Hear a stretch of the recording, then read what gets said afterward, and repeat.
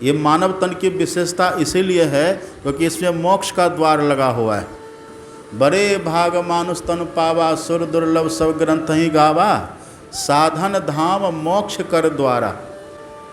तो इस मानव तन में रह कर के मोक्ष पाले, ये केवल इसी मानव तन से होगा। हमारे सदगुरु महाराज जी कहते हैं केवल नर ही तन से, केवल नर ही तन से मुक्ति को पावहु, याते यातन दुर्लभ जतन करी मुक्ति कमावहु। केवल नर ही तन मतलब मानव तन के अलावे किसी और दूसरे शरीर से हम मोक्ष नहीं पा सकते। मोक्ष का सीधा अर्थ होता मोह का क्षय। अपना ज्ञान होने पर मोक्ष मिलता है। जिसको अपना ज्ञान हो गया उन्हीं को ईश्वर का ज्ञान हो जाता है।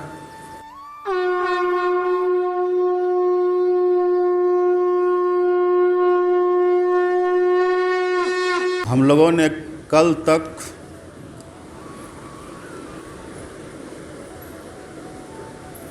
जिस रथ पर बैठ कर के मोह रूपी रावण को जीता जा सकता है, उस रथ के विषय में बहुत कुछ सुने। रथ के पहिए भी लगे, ध्वज भी सज गया, पताकाएं भी लगी, घोड़े भी जुत गए और लगाम भी लग गया। अब घोड़ा रथ चलने के लिए तैयार है, लेकिन रथ अपने से नहीं चलता है। जैसे कार अपने से नहीं चलती है, ऐसे रथ भी अपने से नहीं चलता। कार के चालक को कहते हैं ड्राइवर और सारथी, रथ के चालक को कहते हैं सारथी। तो सारथी चाहिए। बिना सारथी का जो रथ होगा वह कहाँ जाएगा, किधर जाएगा, कहाँ एक्सीडेंट करेगा, उसकी न कोई दिशा होती है और न उसकी कोई दशा होती। इसलिए रथ के लिए सारथी बहुत आवश्यक है। और सारथी हो कैसा? बिना सारथी का रथ नहीं चलता। राम भगवान का भी सारथी थे। राम भगवान के सारथी का नाम मातली। जो मातली इंद्र देव का सारथी, वही सारथी भगवान श्री राम के। और भगवान श्री कृष्ण के भी सारथी थे। उनके सारथी का नाम था दारुक, सब कोई जानते हैं। और अर्जुन के सारथी तो भगवान स्वयं ही थे। तो सबका सारथी होते हैं। सारथी रहने से रथ सुरक्षित रहता है, व्यवस्थित रहता है और गंतव्य तक सकुशल पहुंचता है। तो भगवान ने कहा जो रथ पर ये आत्मा रूपी राम सवार होंगे, अथवा जिस रथ को अपने अंदर हम बिठाएंगे, उस रथ का सारथी कौन होगा? और लक्ष्य क्या है? रथ का लक्ष्य क्या है? रथ का लक्ष्य है कि रथ पर बैठ करके रथी जाए और मोह रूपी रावण का वध करे। यही इसका लक्ष्य है। तो सारथी हमें ऐसा चाहिए जो लक्ष्य तक पहुंचा दे, बीच में कहीं रुके नहीं, कहीं झुके नहीं, बीच में कहीं अटके नहीं, बीच में कहीं भटके नहीं। ऐसा सारथी हमको चाहिए। और आप एक बात जानते हैं, सारथी का महत्व क्या है? महाभारत का युद्ध हुआ, अंतिम दिन का युद्ध, जब अर्जुन युद्ध जीत लिए और रथ लेकर के अपने शिविर में पहुँचे, तो पहले तो ऐसा नियम होता था, जब भी रथ लेकर के भगवान आते थे तो खुद उतर जाते थे। पहले भगवान स्वयं पहले उतरते थे और तब अर्जुन को उतारते थे। ये नियम। और अभी भी कार में भी देखते हैं, जो बड़े बड़े लोग होते हैं तो ड्राइवर कार रोक करके पहले खुद ड्राइवर उतरता है, और ड्राइवर उतर करके तब मालिक का गेट खोलते हैं, तब ना मालिक उतरते हैं। तो ये रूल पहले भी, लेकिन अंतिम दिन जो युद्ध हुआ है और अर्जुन जीत करके जो आए हैं, अंतिम दिन भगवान ने अर्जुन से कहा उतर जाओ, उतर जाओ। अर्जुन ने कहा पहले आप उतरेंगे ना, जब युद्ध चल रहा था तब मैं उतरता था पहले, अब युद्ध विराम, युद्ध विश्राम, युद्ध जय, अब तुम पहले उतरो। और अर्जुन ज़्यादा किंतु परंतु नहीं करते थे। भगवान जो कह देते थे अर्जुन एक बार में मान लेता था, सुन करके समझ करके, अब ऐसा करते थे। बैठ जाइए। तो अर्जुन ज़्यादा किंतु परंतु नहीं करते थे। भगवान ने कहा उतर जाओ, अर्जुन उतर गए। अर्जुन उतर गए, उसके बाद भगवान उतरे। जैसे भगवान उतरे, रथ धू धू करके जल करके राख की ढेर बन गया। आश्चर्य हुआ। अर्जुन ने कहा ये क्या हुआ? कहा रथ तो तुम्हारा कब का जल चुका था, वो तो हम इसको बचा करके रखे थे, और आज यदि पहले मैं उतरता ना तो रथ के साथ तू भी जलता। ऐसा होते हैं सारथी, जो अंतिम तक रक्षा करे और अंतिम तक बचाए। ऐसा कौन सा सारथी है जो मोह का वध करवा करके छोड़े, जो मोह का क्षय। एक बात आप जानते हैं, मोक्ष में कितना अक्षर है? हम लोग कहते हैं ना मोक्ष पाना, मानव तन क्यों मिला हम लोगों को? मानव तन पाने का एक ही उद्देश्य है, मोक्ष पाना। जी आइए अरुण बाबू इधर आइए। ये भी बड़ा फिट हैं, ये भी एक हनुमान जी हैं, सत्संग के लिए हनुमान जी हैं। बैठिए। मीटिंग में ये नहीं आए तो जितना अफसोस हमको था उनसे ज़्यादा अफसोस इनको हुआ। कहा कि बाबा हमको आप खबर क्यों नहीं दिए? ऐसा चाहिए ना। यहाँ तो 5 बार फ़ोन करने के बाद भी लोग नहीं आते हैं। ये हमको बोले बाबा आप हमको फ़ोन क्यों नहीं करवाए? तो मेरे पास तो नंबर ही नहीं था।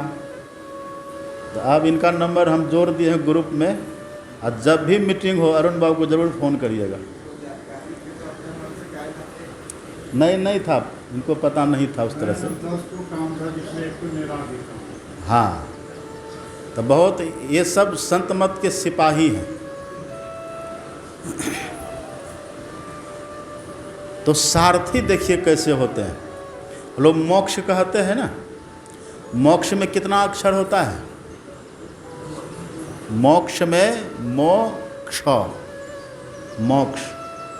अब मोह से क्या होता? मोह से क्या कहिएगा? मोह से मोह, अक्षय से क्षय। मोह को क्षय कर देना ही मोक्ष है। अब मानव तन उसी के लिए मिला हुआ है। मानव तन पाने का उद्देश्य यही, इसलिए राम भगवान ने कहा था ना, बड़े भाग मानुष तन पावा, सुर दुर्लभ सब ग्रंथ ही गावा, साधन धाम मोक्ष कर द्वारा। ये मानव तन की विशेषता इसीलिए है क्योंकि इसमें मोक्ष का द्वार लगा हुआ है।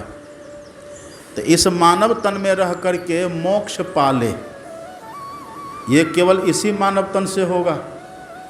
और इस बात पर हमारे सद्गुरु महाराज जी मोहर लगा दिए।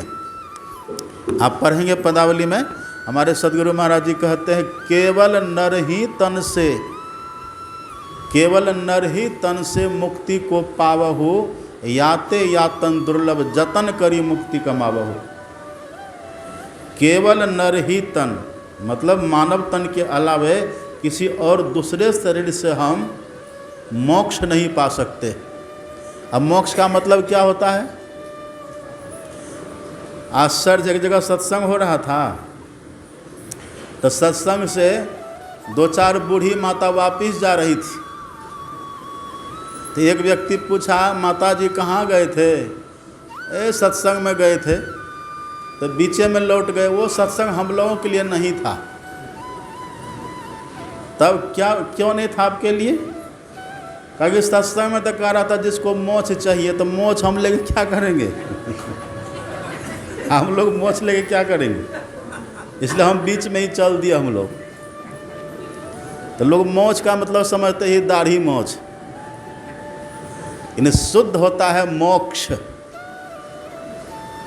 आधा क तालब श, मोक्ष ऐसे होता है, क्ष जिसको बोलते हैं आप। तो मोक्ष का मतलब होता है, मोक्ष का सीधा अर्थ होता है मोह का क्षय। अब मोह के क्षय से क्या होगा? मोह के क्षय होने से सबसे पहले अपना पता चलता है कि हम कौन हैं, अपना ज्ञान हो जाता है। जैसे मोह का क्षय होगा, जैसे मोह का नाश होगा, जैसे मोक्ष मिलता है ना, अपना ज्ञान होने पर मोक्ष मिलता है। और जिसको अपना ज्ञान हो गया उन्हीं को ईश्वर का ज्ञान हो जाता है। ये मानव तन इसी के लिए मिला हुआ है। लेकिन मोक्ष तक ले जाने वाला सारथी कौन होंगे हमारा? जो मोह रूपी रावण का वध करवा दे, रावण के पास मोह तक पहुंच जाए, ऐसा सारथी चाहिए। कौन सा सारथी होंगे ऐसा? भगवान ने बहुत सोच समझ करके, अब बहुत पक्की बात, अटल बात, त्रिकाल सत्य बात, जो कभी किसी के द्वारा टले ना, कभी किसी के द्वारा झूठ न हो, वैसे सारथी का नाम भगवान ने कहा है। क्या नाम है सारथी का? ईश भजन सारथी सुजाना। भगवान कहते हैं ईश्वर का भजन ही सुजान सारथी है। ईश्वर का भजन का मतलब ईश्वर की भक्ति। ईश्वर की भक्ति ही वो सारथी है, ईश्वर का भजन ही वो सारथी है जो हमको सकुशल वहाँ तक पहुँचाएगा। सारथी को आप देखें ना, अथवा ड्राइवर को तो आप देखे हैं, आप ड्राइवर को देखिएगा ना तो मालिक कह देते हैं कि देखो हमको वहाँ पहुँचना है, मालिक कह देते हमको वहाँ पहुँचना है। अब मालिक कह करके वो निश्चिंत हो जाते हैं। वो गाड़ी में भले सो गए, भले बैठे हैं, या कोई अखबार पढ़ रहे हैं या मोबाइल चला रहे, उससे कोई मतलब। सारथी अगर ठीक है ना तो सारथी उनको गंतव्य तक पहुंचा देते हैं। बस आप इतना कह दीजिए ड्राइवर को कि कहाँ जाना है। जो सकुशल है पहुंचा देगा, जो कुशल ड्राइवर होते हैं, सारथी होते हैं, वो पहुंचा देते हैं। तो भगवान कहते हैं एकमात्र ईश्वर का भजन रूपी सारथी ऐसा कुशल सारथी है जो हमको वहाँ तक, मोक्ष तक पहुँचा सकता है। दूसरा कोई सारथी नहीं है इसके लिए। ईश्वर भजन के सिवा दूसरा कोई सारथी नहीं है। अब देखिए, इसी बात का पक्का विश्वास दिलाने के लिए, इसी बात को और दृढ़ करने के लिए, इसी बात को मजबूत करने के लिए कितना सुंदर सुंदर बातें लिखी हुई हैं। काकभूषुंडी जी महाराज कहते हैं गरुड़ जी से कि बिना थल के जल रहता है, बिना थल के जल रहेगा?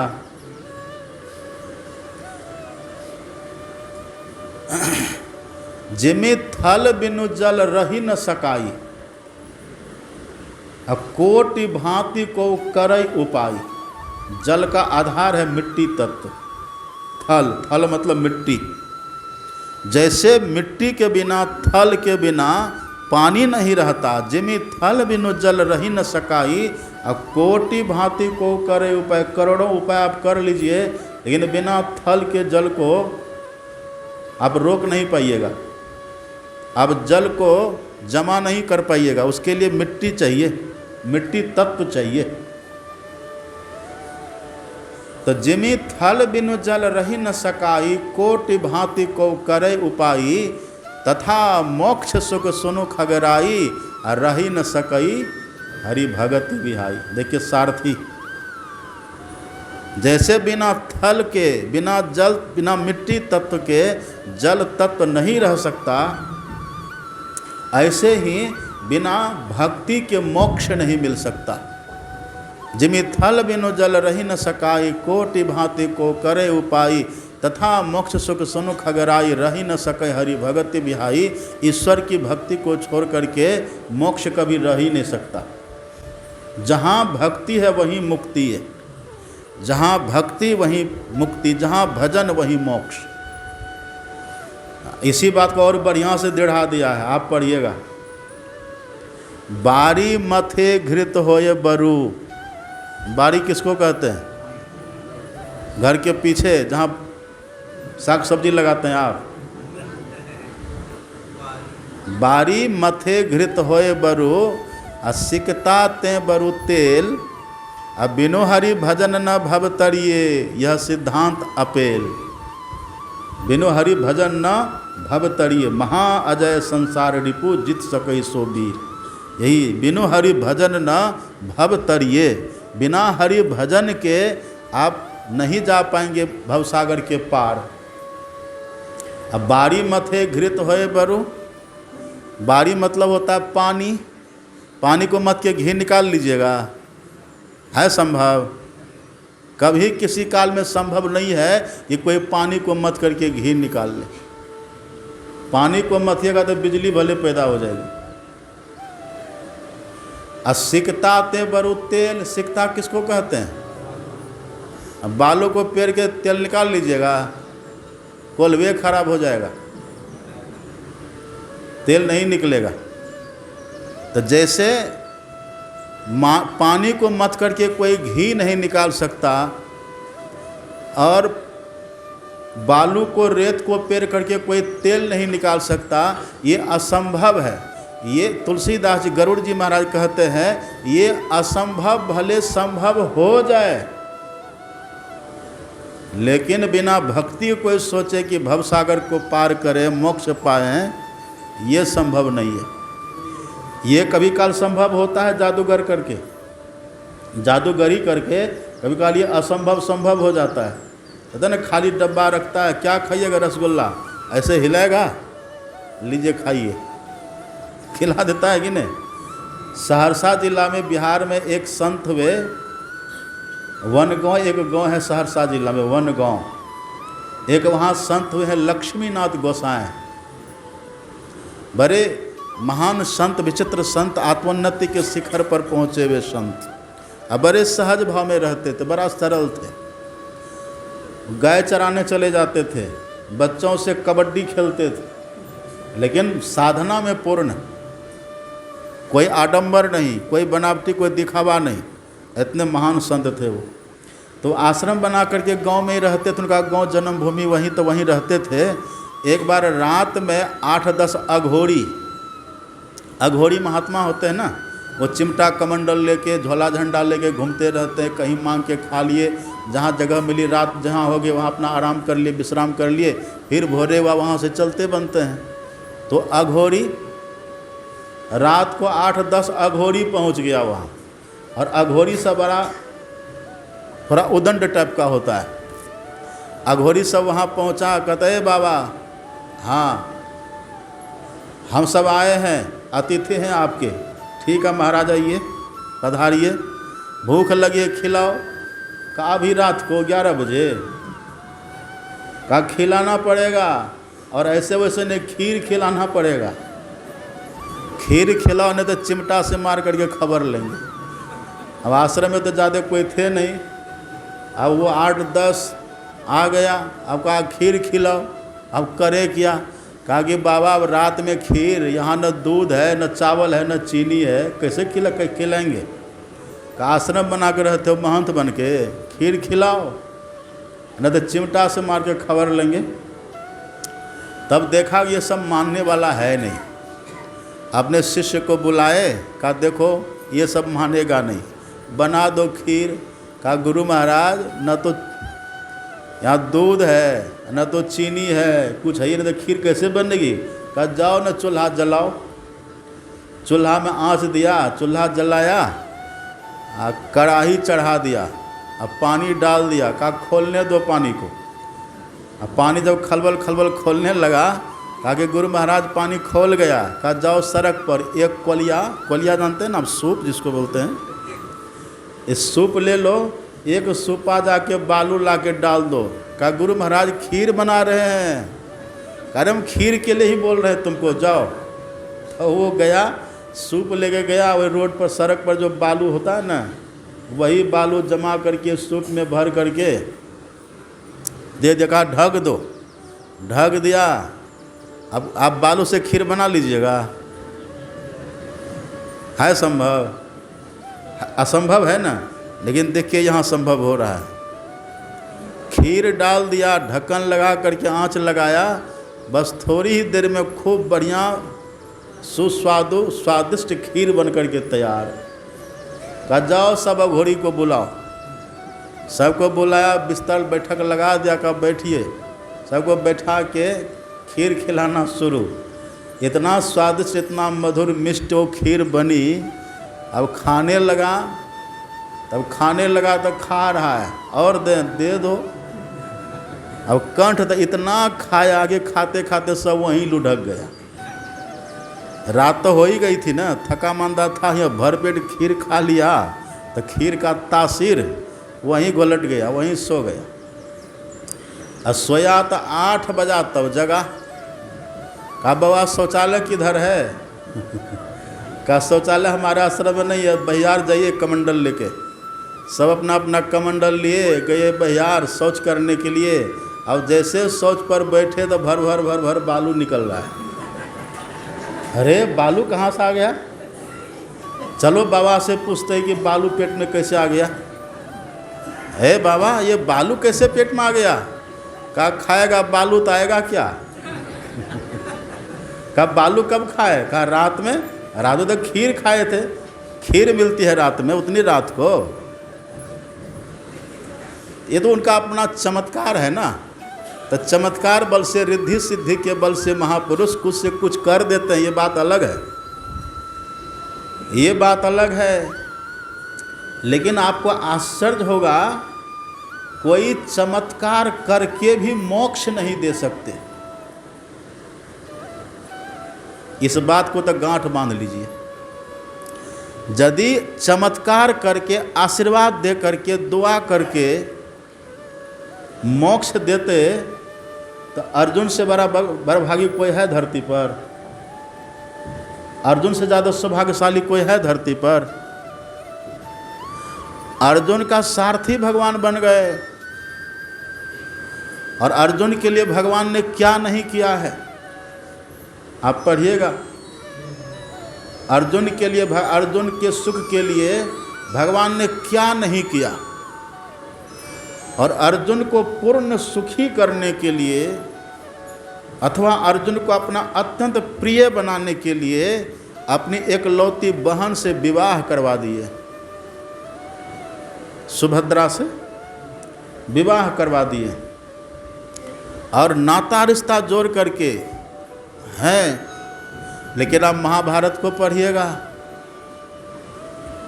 यही प्यारे अर्जुन को नरक जाना पड़ा है।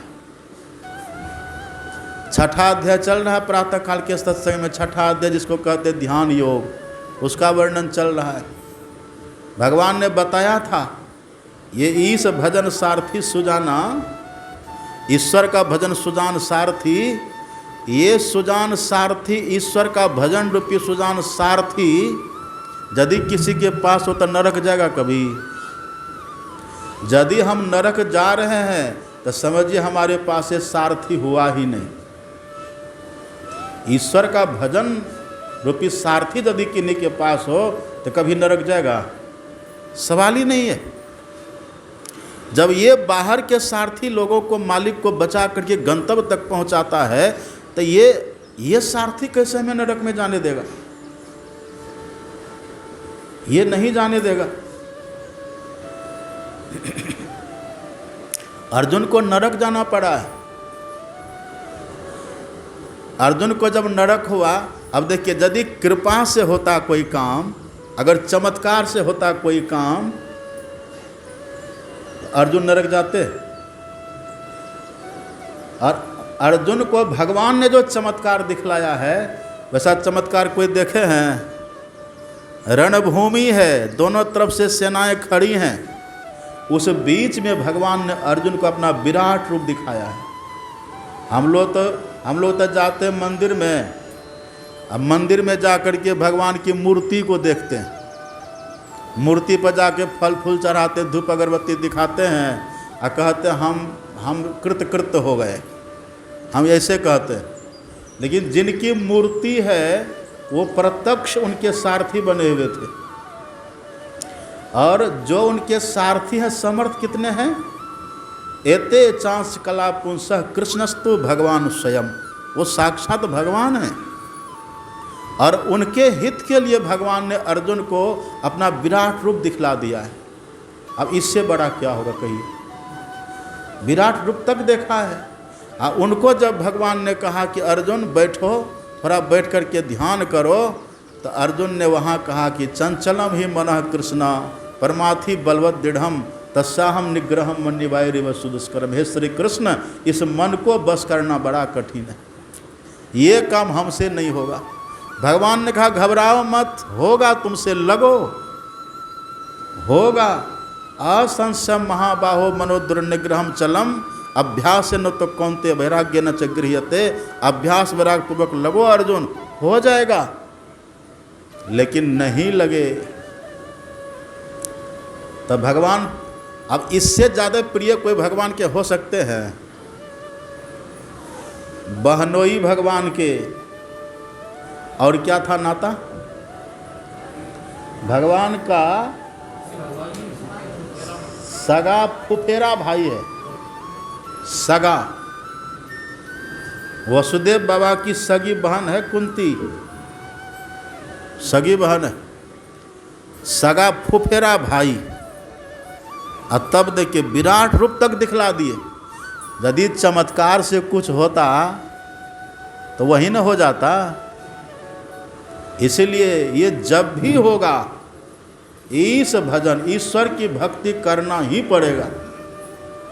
भगवान बुद्ध के शिष्य थे ना आनंद, जब भगवान बुद्ध महाप्रयाण करने लग गए तो आनंद बहुत रोते थे। भगवान बुद्ध ने कहा क्या हुआ? कहा आप जा रहे हैं लेकिन हमको अभी तक अरहत्व नहीं मिला है। अरहत्व मतलब मोक्ष, मुक्ति नहीं मिली है। तब भगवान ने कहा था तुमको कौन रोका था? तुमको भजन करके अरहत्व पाने से रोका कौन था? तुम खुद ही नहीं किया। ठीक है, अब तुम करो, मेरा आशीर्वाद है, करोगे तो सफलता मिलेगी। जो तही पंथ चले मन लाई तो हरि काहे ना होई सहाई। पहले करिए, हिम्मते मर्दा मदते खुदा। भगवान बुद्ध ने कहा करो, मेरा आशीर्वाद है, हो जाएगा। फिर पहले कहा करो, ये नहीं कि तुम जाओ घूमो फिरो हम कर देते हो जाएगा मोक्ष, ऐसा नहीं कहा भगवान ने, करो।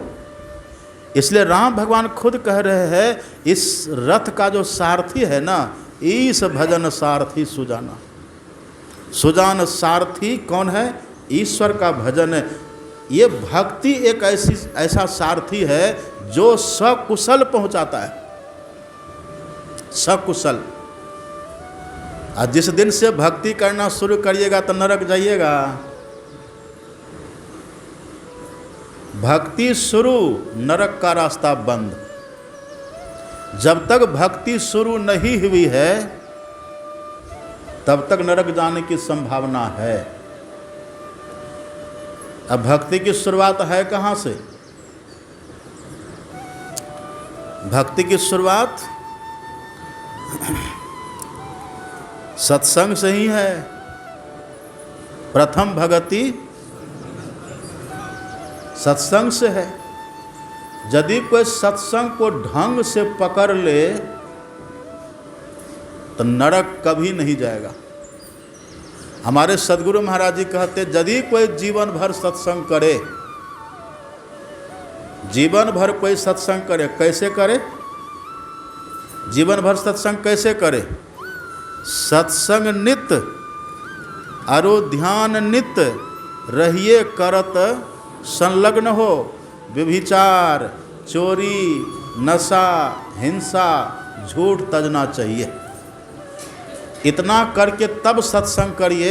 हमारे सदगुरु महाराज जी कहते यदि कोई जीवन भर सत्संग करे और उनका शरीर छूटे और कोई कहे कि नरक चला गया, तो समझ लो वो ईर्ष्या से कहता है, वो नरक जा नहीं सकता। ये सत्संग तो पहली भक्ति है। आप सत्संग भक्ति शुरू तो कर दीजिए। अब भक्ति सत्संग शुरू करने का मतलब क्या? जब हम सत्संग करें तो फिर बत्संग न करें, सत्संग हम करें तो फिर झूठ संग न करें, सत्संग हम करें तो सत्संग ही करें। फिर देखिए फल कैसे मिलता है। अब फल कब मिलेगा? 2-4 दिन के बाद। हमारे सदगुरु महाराज जी कहते नगद सौदा, इस हाथ से दीजिए, इस हाथ से लीजिए, नगद सौदा है ये। अब भगवान श्री कृष्ण के गुरु गर्गाचार्य, उनकी वाणी पढ़िएगा। वे कहते सद्य साधु समागम। सद्य, सद्य का मतलब होता है शीघ्र, सद्य का मतलब तुरंत, शीघ्र, अविलंब। शुरू करेंगे हो जाएगा। लेकिन हम लोग कैसे करते हैं सत्संग? हम लोग कैसे करते हैं? कपड़ा साफ किए, कपड़ा साफ करते हैं ना लोग, तो कपड़ा किनका साफ होता है? जो कपड़ा को पानी में भिगा दे और साबुन दे दे, उसको खींच खाच के धो धा के मैल छूट जाती है। अब आप साबुन ले लीजिए एक हाथ में, एक हाथ से दीजिए साबुन और दूसरे हाथ से दीजिए धूल। एक हाथ से दीजिए साबुन और दूसरे हाथ से दीजिए कीचड़, कपड़ा साफ होगा? और कितना मुंगड़ी मारिएगा तब? एक्सल सरफ दीजिए, एक्सल साबुन लगाइए और धूल भी दीजिए, कभी साफ होगा? यदि साफ करना चाहते हैं तो सबसे पहले धूल कीचड़ देना छोड़ दें। हम लोग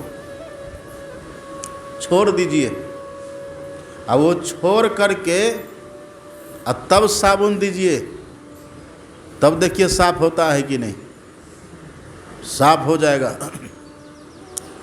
धोबिया फिर मर जाएगा, चादर लीजिए धोए, चादर लीजिए धोए, मैल है बहुत पुरानी। धोबिया किसको कहते हैं? शरीर को धोबिया कहते हैं। धोबिया फिर मर जाएगा, शरीर रहेगा सब दिन। चादर को धो लीजिए, चादर किसको कहते हैं? मन, मन ही चादर, मन रूपी चादर को धो लीजिए, साफ कर लीजिए। जब धोबिया मर जाएगा ये, तो फिर कौन साफ कर देगा? इसी शरीर में रह करके मन साफ होता है। यही तो सत्संग को जो इस तरह से पकड़ ले, ये सत्संग प्रथम भक्ति, भक्ति की शुरुआत है, यहाँ से सारथी है ये। हमारे सदगुरु महाराज जी कहते यदि कोई सत्संग करे जीवन भर और वो मर जाए और तब कोई कहे कि वो नरक चला गया, तो समझ लो वो ईर्ष्या से कह रहा है, वो नरक जा ही नहीं सकते। समझिए। और सत्संग में बहुत तरह के लोग आते हैं। सत्संग में सज्जन भी आते हैं, देखिए सत्संग में संत भी आते हैं, लेकिन पता नहीं चलता हम लोगों को। सत्संग में देवी देवता भी आते हैं, सत्संग में भगवान भी आते हैं, और सत्संग में सज्जन पुरुष भी आते हैं, और सत्संग में सठ भी आते हैं, और सत्संग में खल भी आते हैं। सब आते हैं। तो किसको लाभ नहीं होता है? सत्संग से लाभ किसको नहीं होता है? एक ऐसा है खल, खल को सत्संग से लाभ नहीं होता, सठ को तो हो जाता है। और संत तो लाभ देने के लिए आते हैं, देवी देवता भी लाभ के लिए आते हैं, पर उनको लाभ होता नहीं। भगवान भी लाभ देने के लिए आते हैं सत्संग में। यदि कोई 60 से 60 व्यक्ति हो ना, तो तुलसीदास जी कहते 60 सुधर ही सत्संगति पाई, 60 सुधर जाता है। और एक होता है खल, खल सुधरता है। खल सत्संग में आकर के भी नरक जाएगा। खल कहते हैं किसको? खलऊ करई भल पाई सुसंगु, अब मिटई न मलिन स्वभाव अभंगु। जो खल होते हैं ना, वो जब सत्संग में बैठेंगे तो सत्संगी की तरह करेंगे, और सत्संग से जैसे हटे तो फिर वही घोड़ा वही मैदान, फिर वही 9-6, फिर वही शुरू हो जाता है। तो यही से वो कहते हैं खल, इनका सुधार नहीं है। खलाओं करे भल पाई सुसंगो, अब मिटे न मलिन स्वभाव अभंगु। उनका मलिन स्वभाव नहीं जाता, खल सुधरते नहीं। खल सत्संग में आकर के भी नरक जाते हैं। खल सत्संग में भी आएंगे तो उधर से जूता चप्पल जैसे टूटा फूटा पुराना धुराना पहन करके आ जाएंगे, और जहाँ देखता जूता चप्पल का झुंड वहाँ खोलेगा। हाँ होता है इससे। हमारा चप्पल क्या बार चला गया। एक बार तो जानते हैं, एक बार हम खुद जाकर अपने से चप्पल खरीदे, अपने से, वो भी रात के 9 बजे। दिन में सोचे जगह तो लोग क्या कहेंगे, तो रात के 9 बजे हम थोड़ा शौकीन हैं, चप्पल हमको थोड़ा कंफर्ट चाहिए जो पहनने में, तो हम अपने से गए खरीदे, और ख़रीद करके गए सत्संग में। तो हम रखे एकदम जहाँ बैठे थे सामने रखे, रख करके बैठे, प्रवचन किए। उसके बाद जब देखते तो चप्पल है ये नहीं है वहाँ। हाँ हाँ, मेरा चप्पल चला गया। अब उतरे तो किसी ने कहा कि बाबा दूसरे पहन लीजिए ना। ये चप्पल देखिए रखा हुआ जो आपका ले गया होगा उसी का है, ये पहन लीजिए। तब ने कहा ये चोरी किया तो हम भी चोरी करें, हम नहीं करें। हम वहाँ से ऐसे चले, नंगे पैर चले, खाली पैर चले वहाँ से। एक बाबा ने कहा कि बाबा आप मेरा चप्पल पहन लीजिए। हम कहा नहीं चलिए, तो जिद करके पहना दिया, हम चले गए। और शाम में जब फिर आए अपराह्न काल के सत्संग में, तो देखते चप्पल वहीं रखा हुआ है। तो हमने कहा हाँ कोई बेचारा भूल चूक से पहन लिया होगा, वो खोल के गया। तो हम सोचा अच्छा ले लेंगे, जब चलेंगे तो ले लेंगे। हम दिखा भी देखिए ही मेरा चप्पल है, तो 2 आदमी को दिखा दिया कि ही मेरा चप्पल है। कहा ठीक है पहन लीजिएगा बाद में। हम फिर गए, फिर प्रवचन किए, अब फिर देखते तो फिर गए। तो चोर भी कितना सीरियस होता है, सीनियर होता है, बताइए। अब वो जान रहा है कि मेरा नहीं है, फिर भी बार बार वही पहन रहा है। लेके चला गया, नहीं दिया, हम भी संतोष कर लिए। लेके चला गया। तो अब ऐसे को सत्संग से लाभ मिलेगा। है सारथी, सुजान सारथी है ये। अब इनको गंतव्य तक पहुंचाएंगे। अरे पहले हम रथ पर बैठेंगे तभी तो सारथी हमको पहुंचा देंगे, और रथे से हम उतर जाएंगे तब। हम सारथी पर भरोसे नहीं करेंगे तब, हम सारथी को अपना प्रेम प्यार देंगे ही नहीं, तब सारथी को अपना बना करके रखेंगे ही नहीं, तब कैसे हमको पहुंचाएंगे वो। एक बार तो सत्संग में गए ना, यही जमनी पहाड़ है ना सिंह वाहिनी में, यहीं सत्संग में गए। तो हमारे साथ शंभू बाबा थे, वो वाला रमला वाले। तब प्रवचन करके हम बैठे, तब उठ के चलेंगे, और वो मेरे बगल में खड़े हैं। एक व्यक्ति उधर से आया, हमको तो पैर छू के प्रणाम किया, और शंभू बाबा जो खड़े थे उनके जेबी को प्रणाम कर रहा है। हम देखे तो उनके जेब को प्रणाम कर रहा है। हम बोले मर वहाँ न घुटना है न पैर है, वहाँ कहीं प्रणाम कर रहे हैं। ऐसा ढीठ था, कहा कि बाबा पैसा यही न रहता है। देखिए एक बार तो हमने देखा,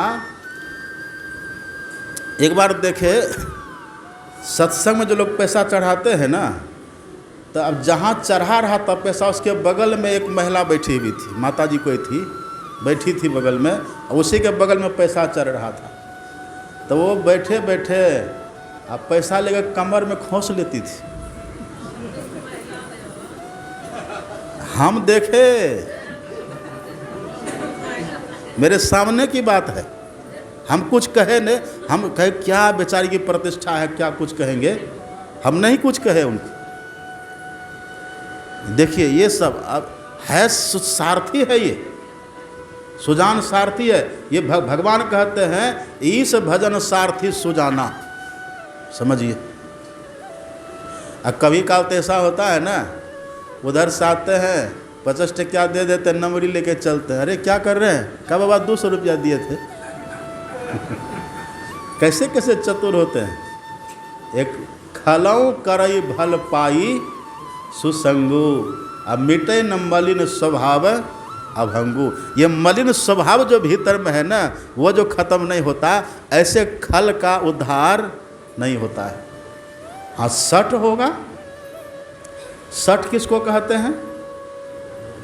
सठ की परिभाषा भगवान ने दी है। सठ, नरतन पाई विषय मन देही, पलटी सुधा ते सठ विष लेही। जो मानव तन में रह करके विषयी बने रहते हैं, वो सठ है। तो ठीक है, विषयी है, लेकिन सत्संग में आने से सुधर जाते हैं। विषयों में ही मन, हमारे सदगुरु महाराज जी कहते हैं ना, विषयों में ही मन लागे, सत्संग से हटी भागे, मौको करो सभागे, सत्संग में लगा दो। तो जो विषयी होते, सठ होते हैं, वो सुधर जाते हैं, लेकिन जो खल होते हैं, जानबूझ करके करते हैं, उनका उद्धार नहीं होता। ये प्रथम भगति संतन कर संगा, दूसरी रति मम। लेकिन हमारे सदगुरु महाराज जी ने ये सब तो बातें हमारे सदगुरु महाराज जी ने कही ही है, लेकिन हम लोग जो रोज पाठ करते हैं, सिद्धांत का पाठ करते हैं ना रोज प्रातः काल के सत्संग में, अपने सत्संग में नियम है, जो भी सत्संगी अपने होते हैं वो 3 बार ध्यान करते हैं और सुबह शाम 2 बार स्तुति विनती करते हैं। कोई ध्यान करे और सुबह शाम स्तुति विनती नहीं करे तो समझिए सत्संगी होने में कमी है। जो 3 बार ध्यान, सत्संग नित अरु ध्यान नित रहिए करत संलग्न हो, व्यभिचार चोरी नशा हिंसा झूठ तजना चाहिए। तो जो करे, तीनों समय करे, जो 3 समय ध्यान करे और 2 समय स्तुति प्रार्थना करे। कुछ लोग क्या करते हैं, स्तुति प्रार्थना नहीं करते, लेकिन तब समझिए सत्संग में कमी है। तो स्तुति प्रार्थना भी करेंगे और ध्यान भी करेंगे, ये सब तो है ही है। रोज जो हम लोग सिद्धांत का पाठ करते हैं प्रातः काल में, उसमें क्या पाठ करते हैं? एक पॉइंट है, मानस जप, मानस ध्यान, दृष्टि साधन और सुरत शब्द योग द्वारा सर्वेश्वर की भक्ति करके।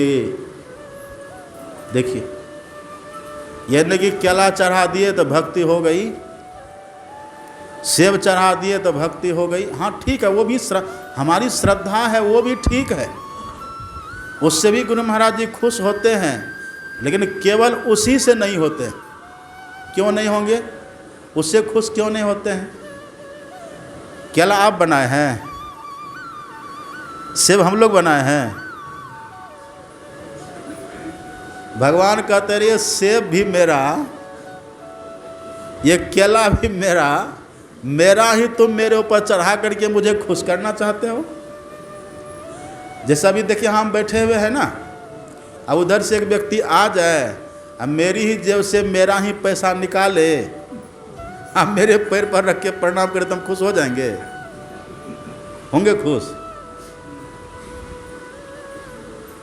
हाँ, फिर भी इससे होता। आप गीता का नवाध्याय पढ़िएगा, गीता के नवाध्याय में एक श्लोक है, और वही श्लोक एकदम सेम टू सेम वही श्लोक भागवत के 11 स्कंद में, जहाँ सुदामा जी का प्रसंग है ना, वहाँ का श्लोक, और ये दोनों एक ही श्लोक है, पढ़िएगा उसको। श्लोक में है पत्रम पुष्पम फलम तोयम, पत्रम पुष्पम फलम तोयम यो मे भक्त्या प्रयच्छति तदहम भक्ति पहृतम अस्नामी प्रयतात्मन। भगवान कहते हैं कोई मुझे फल भी चढ़ावे, पत्र भी चढ़ावे, फूल भी चढ़ावे, दूध भी चढ़ावे, जल भी चढ़ावे, तो उसको मैं अस्नामी, मतलब मैं उसको ग्रहण करता हूँ, खाता हूँ। फिर कैसे? भगवान कहते भाव सहित दे तब, भाव सहित दे तब। अभी तो लोग फेंकता है इसे, ऐसे फेंकता, कहीं लगे तो मुंह कान झड़ जाए। भीड़ भाड़ में देखे कैसे से फेंकता है, मतलब उनका होता है कि वहाँ पर पहुँच जाए बस हो गया, भगवान कहते नहीं, भाव से जो देते हैं, जो प्रेम के साथ देते हैं। भगवान कहते हैं वस्तु तो हमारी है, चीज़ तो मेरी ही है, इस चीज़ के माध्यम से आप अपना भाव दीजिए, वो मुझे स्वीकार है,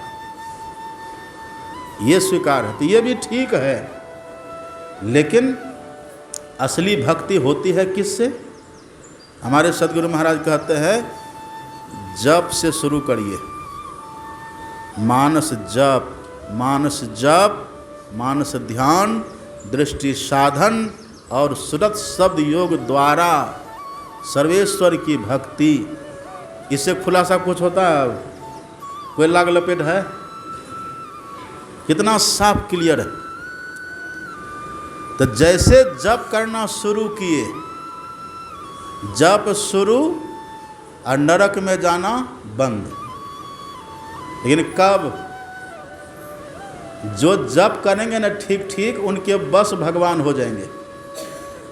हनुमान जी के लिए लिखा हुआ है ना, सुमिरी पवन सुत पावन नामो, अपने बस करी राखे वो रामो। हनुमान जी राम भगवान को बस करके रखे थे। अब बस का मतलब क्या हुआ? बस का मतलब जब मन किए दर्शन कर लिए, दर्शन किए, जब मन हुआ, जो कामना हुई, प्रार्थना किए, हो गया। तो जप करके व्यक्ति अपने इष्ट को बस कर लेते हैं। फिर कब? इष्ट बस कब होंगे? जब जप हमारे बस हो जाएंगे तब। जब जप हमारे बस में हो जाएगा तब। मंत्र परम लघु जासु बस। अब बस का मतलब क्या? बस का मतलब एक तो गुरु से दीक्षा हमने ली, और दीक्षा से गुरु ने हमको मंत्र बतला दिया, दीक्षा में वो मंत्र मेरे पास आ गया। लेकिन वो मंत्र को हम बस कब करेंगे? अब बस का मतलब क्या हुआ? जो मंत्र हमसे कभी छूटे न, तब न बस होगा। जो मंत्र हमको दीक्षा में मिला है, वो मंत्र हमसे कभी छूटे न, हम मंत्र को कभी भूलें न, निरंतर हमसे जपा जाए, निरंतर मंत्रोच्चारण हो, निरंतर सुमिरन हो, तब समझिए मंत्र अपने बस हो गया।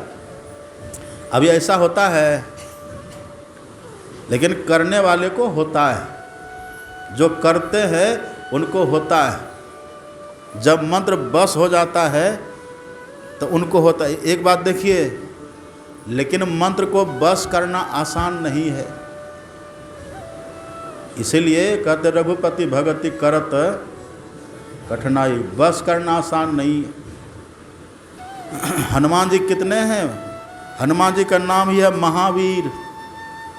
महावीर विक्रम बजरंगी, कुमति निवार सुमति के संगी।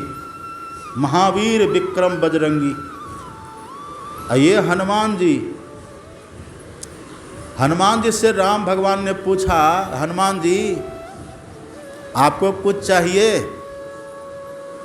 विभीषण को तो लंका दे दिए, सुग्रीव को किष्किंधा दे दिए, और सबसे ज़्यादा सेवा तो आप किए हैं, आपको क्या चाहिए? तब जो हनुमान जी ने मांगा है, हनुमान जी ने कहा प्रभु है एक विपत्ति है मेरे जीवन में भी। क्या विपत्ति है? हनुमान जी ने कहा कह हनुमंत विपत्ति प्रभु सोई, और जब तब सुमिरन भजन न होई। प्रभु मेरे लिए बस विपत्ति का क्षण वही है जिस क्षण कि आपका सुमिरन नहीं होता है। आप कृपा करिए वो क्षण मेरे जीवन में न आवे, वो क्षण मेरे लिए सबसे बड़ा विपत्ति का क्षण है। अब कहिए, जो भगवान राम विभीषण को लंका दे सकते हैं, जो भगवान राम सुग्रीव को किष्किंधा दे सकते हैं, वो हनुमान जी को कुछ नहीं दे सकते थे? और भी देखिए विभीषण को जो लंका मिली है, कैसे मिली है? किसने दिलाया है? विभीषण को लंका किसने दिलाया? हाँ? तुम्हारो मंत्र विभीषण माना। हनुमान जी सिखा पढ़ी करा दिए थे उनको, हनुमान जी भेद बता दिए थे, हनुमान जी के कहे अनुकूल भेद किया तो उनको लंका मिल गया। और सुग्रीव को किष्किंधा किसने दिलाया? हनुमान जी ने ही दिलाया है। तुम उपकार सुग्रीव ही किन्हा, राम मिलाए राजपद दिन्हा। तो जो दे सकते हैं, दिला सकते हैं, और जिनके थ्रू माध्यम से दिला सकते हैं, वो खुद ही कह रहे हैं कि हनुमान बोलो तुम्हें क्या चाहिए। अच्छा, हनुमान जी ना समझ भी थे क्या? जो हनुमान जी दूसरे को राजपाट दिला सकते हैं, वो राजपाट नहीं मांग सकते थे? हनुमान जी ने कहा कि बस भगवान यही कृपा करिए कि कभी आपका नाम छूटे नहीं, आपका नाम कभी चित्त से उतरे नहीं, कभी आपके नाम का विस्मरण हो नहीं, बस इतनी कृपा कर दीजिए। अब कहिए, नाम का स्मरण सदा होता रहे, वो बड़ा हुआ कि किष्किंधा का राज बड़ा हुआ? मंत्र का जप निरंतर होता रहे, वो बड़ा हुआ कि लंका का राज बड़ा हुआ? सबका चश्मा भी नीचे नीचे हिल रहा कि मंत्र। यदि अभी एक ईटा 5 किलो सोना वाला दिखा देंगे ना, बाबा जब तो बाद में करेंगे, पहले ईटा लाइए। और लंका में क्या था? लंका की सड़क भी सोने की बनी हुई थी, वहाँ की 4 दीवारी भी सोने की थी। कल्पना करिए आप। और तब हनुमान जी कहते हमको लंका नहीं चाहिए, वही दिला है विभीषण को। तो अपने लिए थोड़ा ज़्यादा प्रॉफिट की बात न मांगते। इसका मतलब है कि हनुमान जी जान रहे हैं कि ज़्यादा प्रॉफिट किस में है। हनुमान जी ना समझ नहीं है, हनुमान जी अनपढ़ हैं। पढ़िएगा, लिखा है ज्ञानी नाम अग्रगण्यम। जितने ज्ञानी उस समय थे, अग्रगण्यम, उनका नाम आगे वालों में होता, आगे वाली पंक्ति में उनकी गिनती होती थी हनुमान जी की। इतने बड़े ज्ञानी, तब वो कह रहे हैं कि हमें बस इतनी कृपा कर दीजिए कि आपका मंत्र कभी छूटे नहीं, आपका जो नाम है ना, उसका कभी विस्मरण न हो, बस ये कृपा कर दीजिए। अब सोचिए, कल्पना करिए, जिसका मंत्र भी निरंतर जपा चला जाए, इसका फल क्या होगा? वही बतलाते हैं, मंत्र परम लघु जासु बस। फल क्या होगा? विधि हरि हर सुर सर्व, महामत गजराज जिमि बस कर अंकुश खर्व।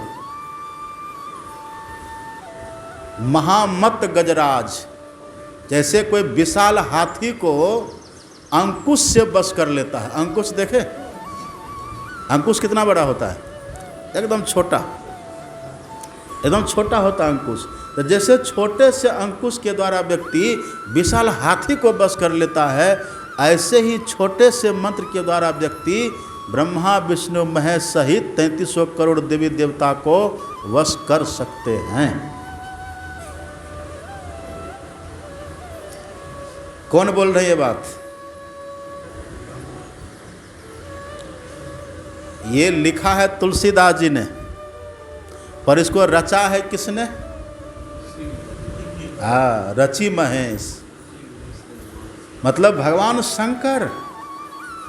इसीलिए शंकर भगवान, तुम पुनि राम राम दिन राति। शंकर भगवान रात दिन राम राम राम राम करते रहते हैं। देखिए मंत्र की कितनी महिमा है, यहाँ से शुरू है। यदि कोई मंत्र को बस कर ले तो सब देवी देवता उनके बस हो जाते हैं। मंत्र मामूली नहीं है। यहाँ तो जैसे माइक आता है तो नादानुसंधान की चर्चा सीधे महक जैसे तो सीधे परम पद की चर्चा होती है। आधार अभी ठीक नहीं है। आधार, बिना आधार का मकान बनेगा? भक्ति का व्याकरण जप है। भक्ति करेंगे ना, जब जप ठीक हो गया, जिसका जप खूब बढ़िया से होने लग जाए, उनका मानस ध्यान भी खूब बढ़िया से हो जाएगा। जप की सिद्धि है वो, मानस ध्यान और कुछ नहीं है, जप की सिद्धि है। जप जैसे सिद्ध हुआ, इष्ट प्रकट हो जाएंगे, इष्ट प्रकट हो जाते हैं। समुझत सरिस नाम अरुनामी, प्रीति परस्पर प्रभु अनुगामी।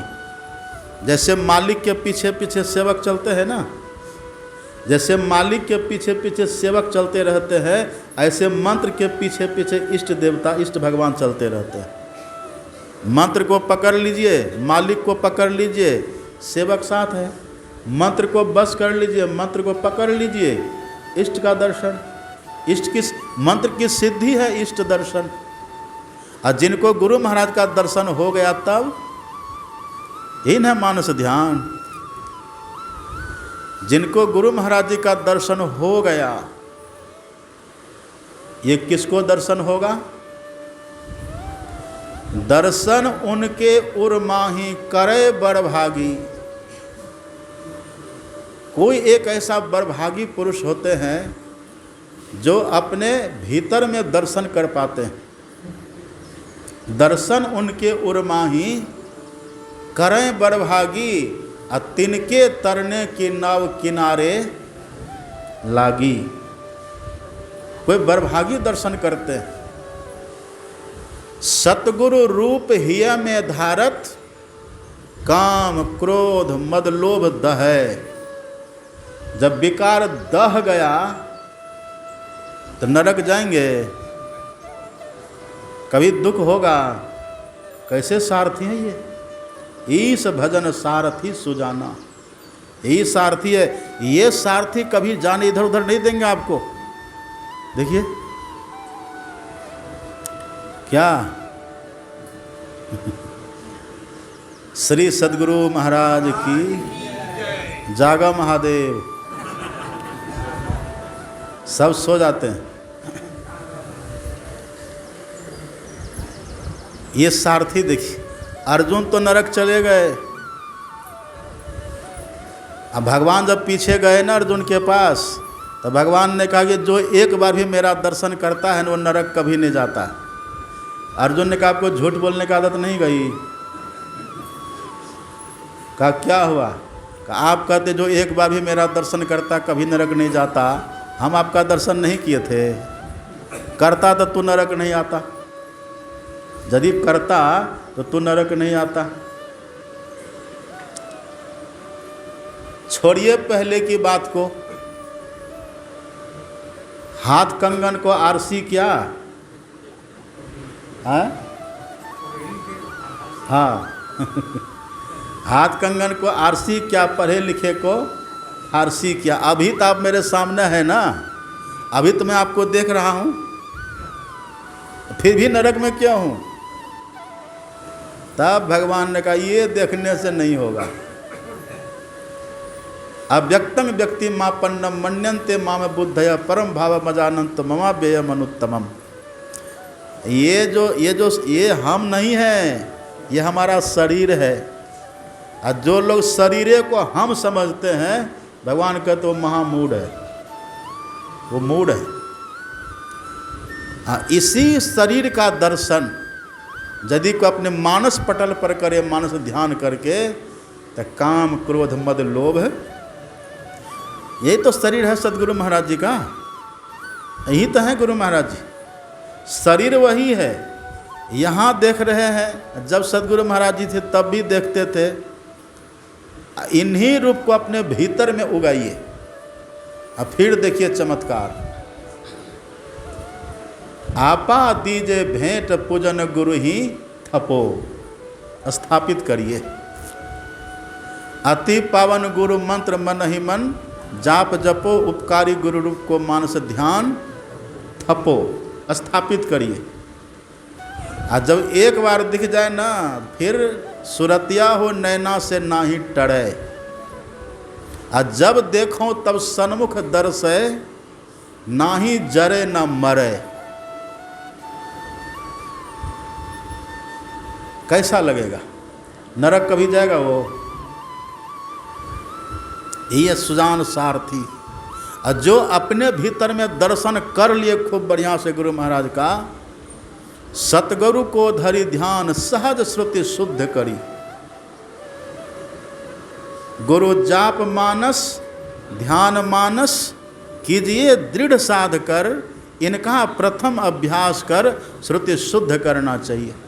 देखिए, हम लोग को जप करना है मन ही मन, और यदि मन ही मन जप नहीं हो तो मन ही मन के चक्कर में सो मत जाइए, या मन ही मन के चक्कर में टाइम पास मत कर लीजिए। उस समय जी हिला हिला के जप कर लीजिए, उसका भी महत्व है। और जी हिलाने में भी आलस आवे तो जोर से बोल बोल के करिए।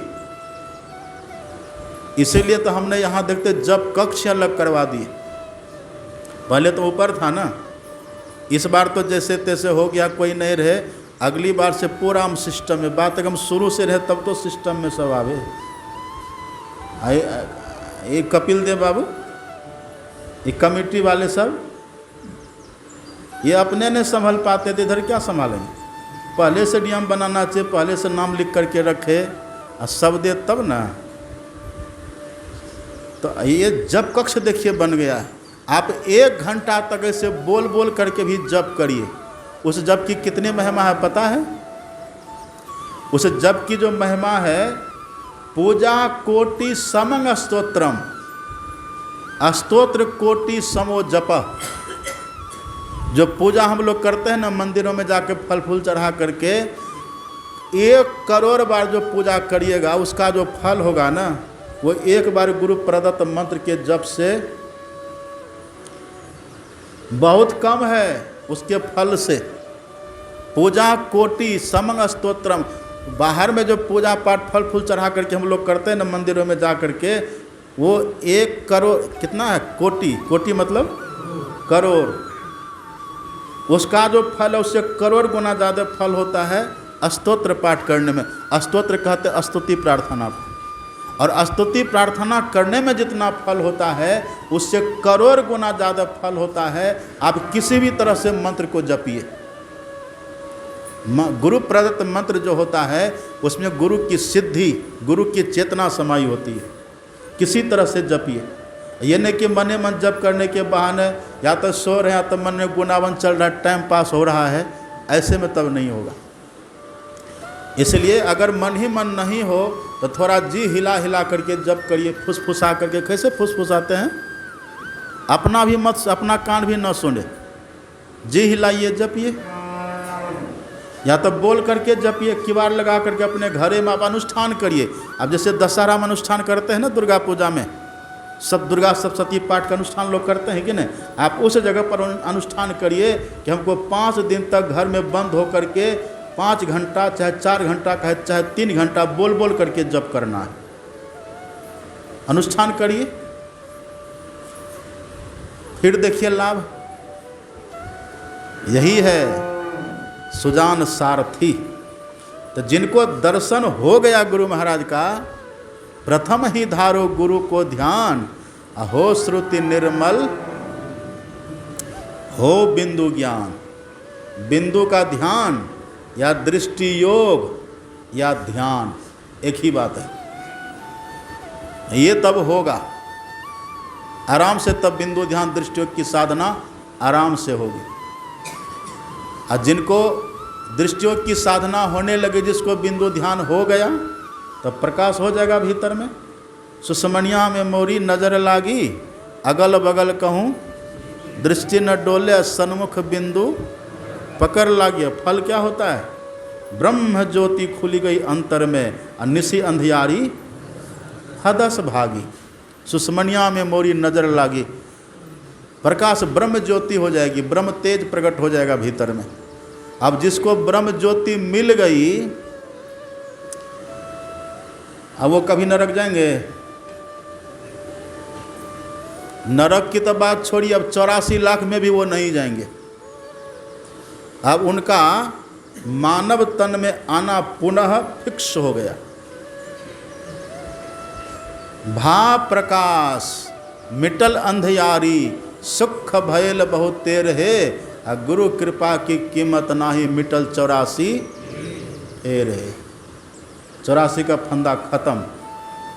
अब महान सुख मिलेगा, लेकिन जन्म मृत्यु होगी। अभी जन्म मृत्यु का चक्र चलेगा। और उसी ज्योति में जो सुरत शब्द योग की साधना करते हैं, सार शब्द ध्वनि संग सुरत हो अकह में लीनी, जो ये साधना करेंगे, उस नाल का झीना द्वारा गुरु तुझे देंगे बता, तम फटे ज्योति भरे आकाश का तू सैर कर, शब्द अनहद सार में, है ना पदावली में, शब्द अनहद सार में, पहले अनहद शब्द को पकड़िए फिर सार शब्द को पकड़िए। शब्द अनहद सार में मिल लहले सतपद को सही। अब सतपद मिला, उसके पहले रावण ही मरा, लेकिन आज नहीं मरा, कल इसको मार के ही छोड़ेंगे। यही सारथी है, ये सारथी ईश्वर भजन ही, ईश्वर की भक्ति सारथी है। ये सारथी यदि किसी के जीवन में है, अपने यहाँ संत मत में 3 साधना की पद्धति पहले बताते हैं। मानस जप, मानस ध्यान और दृष्टि योग, ये पहले बतलाते हैं। और जो ये तीनों साधना में पूर्ण हो जाए, सफल हो जाए, तब फिर उनको चौथी साधना नादानुसंधान की बतलाई जाती है। वही अंतिम साधना है। यही है चारों ईश भजन सारथी सुजाना। अब विरति चर्म संतोष कृपाना, वैराग्य है ढाल, वैराग्य ढाल है। अब देखिए सबसे बड़ी बात क्या है, जिनके जीवन में भक्ति आती तो वैराग्य ऐसे आ जाता है। बड़ी बात तो ये है, क्योंकि भक्ति स्वतंत्र अवलंब न आना, अत्य ही आधीन ज्ञान विज्ञाना। अब भागवत को आप पढ़ेंगे ना, भक्ति के पुत्र का ही नाम है ज्ञान वैराग्य। भक्ति के पुत्र का नाम है ज्ञान वैराग्य। तो जहाँ भक्ति रहेगी वहाँ स्वतः वैराग आता है। विरति चर्म संतोष, और तब संतोष हो जाएगा। संतोष क्या है? यही कृपान तलवार है। संतोष कृपाना तलवार, संतोष रखिए। जिनके पास संतोष रहता है न, वो हमेशा विजयी होता है। कोई 2 गाली दे दिया, संतोष कर लिए, जाओ तुम ही बरा रहो। गौ धन गज धन बाजी धन और रतन धन खान, जब आवे संतोष धन सब धन धुरी समान। संतोषी व्यक्ति सबसे बड़े होते हैं। कोई गाली भी दिया, सह लिए। 2 बात कह दिया, सह लिए। अपराध कर दिया, सह लिए, संतोष धारण कर लिए। यही है तलवार। अब दुश्मन के गर्दन को मत काटिए, संतोष रूपी तलवार रखिए, विजयी। ये तलवार है। अब कल पूरा रथ को सजा करके, घोड़ा जोत करके, सारथी तो बैठे ही गए हैं, अब चलेंगे। अब तरकस और तीर बाकी है, अब कवच बाकी है। कवच लेंगे, तीर लेंगे, तरकस लेंगे और चलेंगे, रावण को मार के ही छोड़ेंगे। तो कल अंत भला तो हो भला।